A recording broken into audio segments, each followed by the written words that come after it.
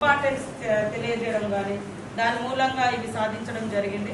మీ అందరినీ అభినందిస్తూ ఎప్పుడు నిత్య విద్యార్థిలాగా నేను ఉండడానికి ఎప్పుడు ఇష్టపడతా. నేను కూడా ఈ మధ్యలో మళ్ళీ డబుల్ పిహెచ్డి కోసం ఎంట్రన్స్ కూడా రాయడం జరిగింది.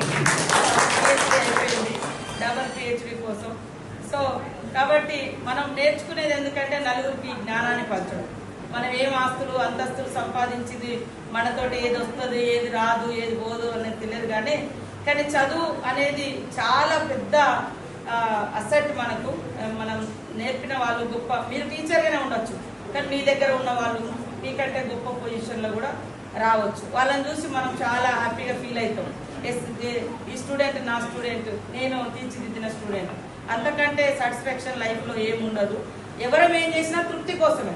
మనం మంచి ఆభరణాలు వేసుకున్నా, మంచి బట్టలు లేదా మంచి వసతులు ఏ వేసినా మనకేదో అదేదో తృప్తి అనుకుంటాం.